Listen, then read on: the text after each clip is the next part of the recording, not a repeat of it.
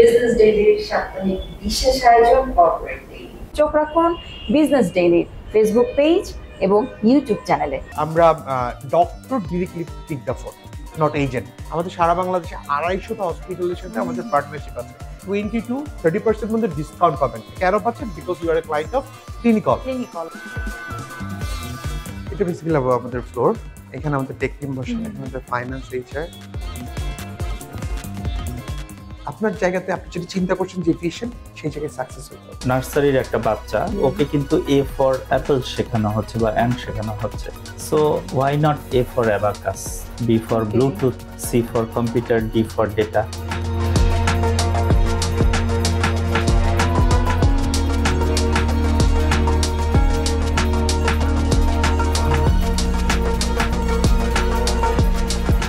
যাকে নিয়ে আমি ব্যবসা শুরু করেছি, টিল নাও আমরা পার্টনার, এবং more than partner, more than brother, more than something. Customer service আর product quality, what's your priority? Product quality. সফলতার জন্য সবচেয়ে জরুরি গুণ? অনেস্টি।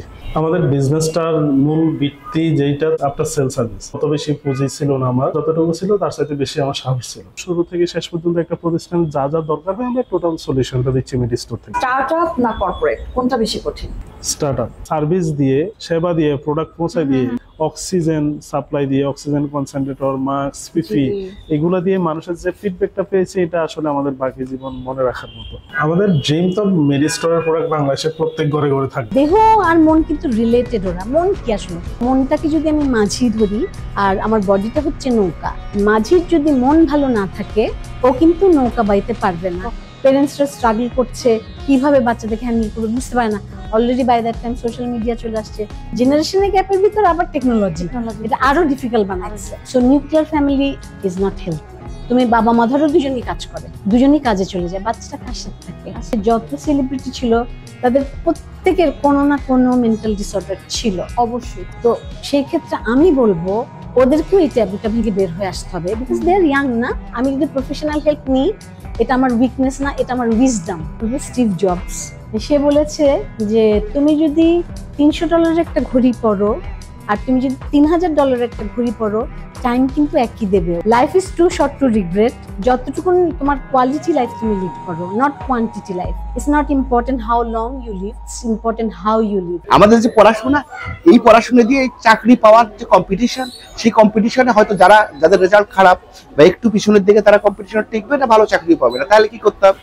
নিজে কিছু করতে হবে। এবং আমার মনে হয় আমার ওই সময় শুরু হয়েছিল আসলে নিজে কিছু করার জার্নিটা। আপনারা যারা আছেন, আমাদের ধারণাও যেটা যে স্টার্টআপের ক্ষেত্রে অনেক টাকার দরকার হয়। আসলে বিজনেস করার জন্য টাকা লাগে না, লাগে হচ্ছে একটা সুযোগ, প্রপার একটা সুযোগ লাগে, ডিভোশন লাগে, ডেডিকেশন লাগে। এগুলো যদি থাকে, আপনার কোনো টাকার দরকার নেই, আপনি বিজনেস করে ফেলবেন। আমাদের মেইন প্রবলেমগুলো কি, সেগুলোর আইডেন্টিফিকেশন থেকে সলিউশন করা পর্যন্ত এই জায়গাটা আমরা কাজ করতে পারি কিনা। আর সবচেয়ে বড় কথা হচ্ছে বাইরের যে সমস্যাগুলো আর আমাদের সমস্যাগুলো তো এক না, আলাদা সমস্যা। যেমন আমরা একটা ডেভেলপিং কান্ট্রি, একটা ডেভেলপড কান্ট্রির প্রবলেম, একটা ডেভেলপিং কান্ট্রির প্রবলেম অনেক পার্থক্য আছে। দেখা যাচ্ছে ওরা, আপনি খুব ভালো একটা কথা বলেছেন, ওভাবে আসলেও কখনো চিন্তা করা হয় না। কয়েকদিন মাঠে খেলতেছিলাম ফুটবল, খেলতে খেলতে হঠাৎ মনে হলো ফুটবল মানে খেলা সামনে, মানে ফুটবল ওয়ার্ল্ড কাপ সামনে, জার্সিটা মনে চলতে পারে। তো এই ছোট ছোট চিন্তা করা থেকেই মনে হলো না, জার্সি দিয়ে শুরু করতে তো করা যেতে পারে। দেন আমি আমার এক বড় ভাইকে জানালাম, উনি শুরু করবে, আসলে ওই সময় টাকাও ছিল না। তো এক বড় ভাই, উনি ফেসবুকে আমার মানে বড় ভাই ছিল, তো ওনাকে জানানোর পরে উনি কি মনে করে আমাকে 10,000 টাকা পাঠিয়ে দিলে শুরুর পরেই। মানে আমি ওনার থেকে কিন্তু টাকা সাপোর্ট 2014 সালে সেই সময়টা তো 10,000 অনেক টাকা। স্টার্টআপটা যে যখন আমি শুনেছি, প্রত্যেকেই পায়ে হেঁটে কিংবা নিজের প্রোডাক্টটা কিন্তু নিজেই হয়তো তৈরি করেছে কিংবা নিজে সেটাকে ডেলিভারি করেছে। এটা আমি নিজে, মানে আমি 4-5টা এরকম লাইফ স্টোরি আমি শুনেছি। সন্তানের মতো ধারণ করতে হয়, মানে ওইটা না হলে আপনাকে এটা আপনাকে ঘুম মানে ঘুমাতে দিবে না। এটা এমন একটা ব্যাপার, স্বপ্ন তাই যে আপনাকে ঘুমাতে দেয় না। সো আলটিমেটলি তাই, যখন আপনার স্টার্টআপ, একটা কাজ, আপনার কাজ যখন আপনাকে নতুন করে তাড়িত করবে যে তুমি এটা যাও, তুমি করো, তোমাকে করতে হবে, তখন আপনাকে চেঞ্জ আসবে, আপনাকে তখন অনেক লম্বা পথে নিয়ে যাবে। তারপর কনস্ট্রাকশন করতে যেই টাকা লাগবে, ধরেন পার স্কোয়ার ফিটে কনস্ট্রাকশন 2500 টাকা করে লাগলো, তার মানে 25 লাখ টাকা 1000 স্কোয়ার ফিটের জন্য। এইটার জাস্ট আমরা 15% সার্ভিস চার্জ নিব, আর বাকি যে কনস্ট্রাকশন যা খরচ হবে তাই দিবেন। তো 25 লাখের 15% যেটুকু, এটা আমাদের সার্ভিস চার্জ, 25 লাখ টাকা কনস্ট্রাকশন কস্ট, আর এখানে 10,90,000 টাকা খরচ। দ্যাট মিনস 1000 স্কোয়ার ফিটের একটা ফ্ল্যাট 41 থেকে 42 লাখ টাকার মধ্যে আপনি পাচ্ছেন। কেউ যদি বলে কেমন আছেন, আমি খুব বিব্রত হই। কেন? কারণ আমি সবসময় ভালো থাকি। আপনি কি ঈদের দিনে এরকম সুটেড বুটেড থাকেন? এটা আংশিক সত্য। আসলে আমি সবসময় তো পরিপাটি থাকার চেষ্টা করি। থিয়েটারে হিস্ট্রি পড়ায়, থিয়েটারে কি বলে সায়েন্স পড়ায়, থিয়েটারে মানে কবিতা পড়ায়, নাচ শেখায়, মাইম শেখায়, সবই শেখাচ্ছে। তো মামু স্যার একদিন আসলো, এই একটা সাপ্তাহিক নাটক টেলিভিশনে, এই আমাদের প্রোডাকশন ম্যানেজারকে বললো, এই কিছু ছেলে পেলে পাঠাই দিও তো টেলিভিশনে। 4-5 জনকে বলে একটু লাভ নয় চলে এই বিটিভিতে, তাই নাকি? বিটি কি বলবো কি নাই, লাভ বিটিভিতে একটা গেঞ্জি পরে, জিন্সের প্যান্ট পরে দেখে আমার একটা স্ট্রং দোকানে বসাই দিল। আমি অভিনেতা বলতে যা বুঝি যারা মঞ্চ থেকে উঠে এসেছে, আপনাকে কি তাহলে আমি সেই গ্রুপে? আমি মঞ্চ, আপনি মঞ্চ থেকে এসেছেন, এবং যারা মঞ্চ থেকে উঠে আসেন তাদের জীবন দর্শনটা আমি দেখেছি অনেক স্টুডিয়াস। আমি আমার পক্ষ থেকে যেটা বলতে চাই সেটা হচ্ছে অনেক বড়, তারা অনেক ভাস্টলি চিন্তা করেন। ব্যাংক অল্প, হয়তো 50-60-এর ভিতরে ব্যাংক আছে, আর কিছু কিছু দুর্নীতিবাজ আছে, নাম দিয়ে দিল ব্যাংক মানুষকে ডিসিভ করার জন্য। আচ্ছা, দেখলো যে ওখানে এক জমিদার বসছে, সে নাম দিল যে সিটিএল ব্যাংক, ভালো ব্যাংক, টাকা জমা দিল, আবার দেখা গেল টাকা আবার ফেরত দিল। বাহ, এরকম সময় টাকা দেওয়া শুরু করলো, 2 বছর 3 বছর টাকা জমা শুরু করতে 10 কোটি টাকা নেই ভেঙে গেল। এইভাবে কিন্তু ব্যাংকের মতো, আসলে তারা ব্যাংক না, এটা মানুষদেরকে প্রতারণা করার জন্য ব্যাংক শব্দটা ব্যবহার করে। কিন্তু ব্যাংক হতে হবে বাংলাদেশ ব্যাংক কর্তৃক অনুমোদিত schedule bank. This kind of demotivated কথাবার্তা যাদেরকে বলেছেন, আমি তাদেরকে ট্রুলি থ্যাঙ্কস জানাবো। কারণ আমাকে ওইভাবে যদি তখন ডিমোটিভেট না করা হতো, তাহলে আমি হয়তো এতটা অ্যাগ্রেসিভ হয়েতে এই রাস্তায় আমি হাঁটবো, এই কাজে আমি করব, এবং আমি করে দেখাবো, এই জেদটা আমার ভেতরে আসতো না।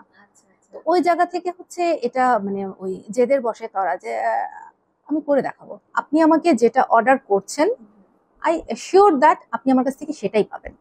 কারণ যদি আপনি প্রপার ডিজাইন সবকিছু এক্স্যাক্টলি শেয়ার করতে পারেন। কারণ এই বিজনেসে না প্রচুর লুপ হোল আছে, প্রচুর লুপ হোল আছে। সাপোজ আপনি যে কোয়ালিটির পেপার চাচ্ছেন, সেই পেপারেরই 3-4টা ভার্সন আছে। আচ্ছা, বুঝতে পেরেছি। আমার প্রোডাক্টটা তো ইউজ করে ফেলে দিবে, কিন্তু এমন একটা প্যাকেজিং দিবে যে এই প্যাকেজিংটা সে ফেলে দিবে না, তার শোকেসে রেখে দিবে। অথবা এমন কোন জায়গায় আমাকে ব্ল্যাক যে প্যাকেটটা দেখালেন না, যে রিবন দিয়ে যেটা খোলা, হ্যাঁ, বিলিভ মি আমার চোখে এখনো ভেসে আছে। হ্যাঁ, উনি বললো যে এটার মধ্যে গহনা রাখবে বা অন্য কোনো কিছু রাখবে, কিন্তু আমার এই যে নামটা, এটা যতদিন ঘরে থাকবে আমার ব্র্যান্ডিংটা ততদিন চলবে। এই প্রফেশনটা কেন বেছে নেওয়া হলো?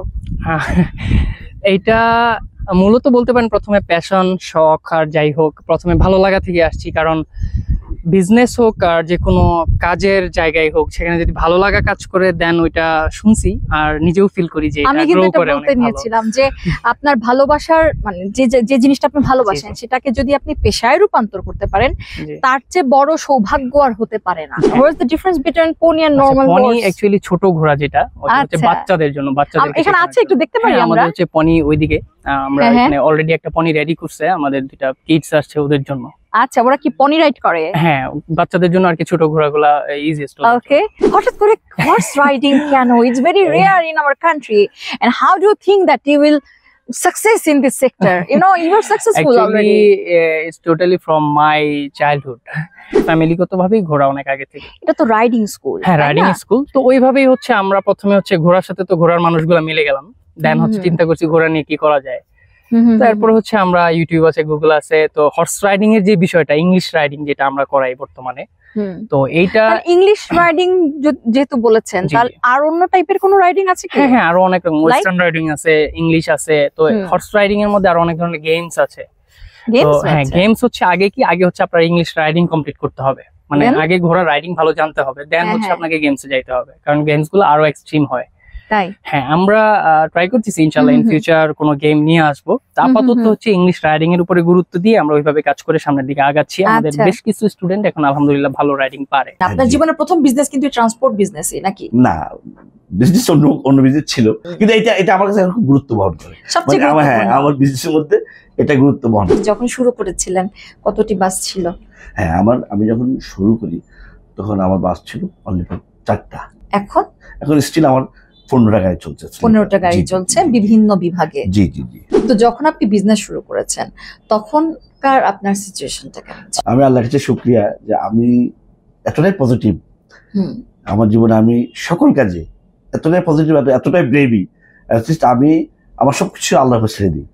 সত্যি? এবং আমার কাছে কোনো নেগেটিভ অ্যাটিটিউড আমি নাই, যেটা হবে না এই শব্দের সাথে আমি কখনো পরিচিত ছিলাম না, এখন আর থাকবো না।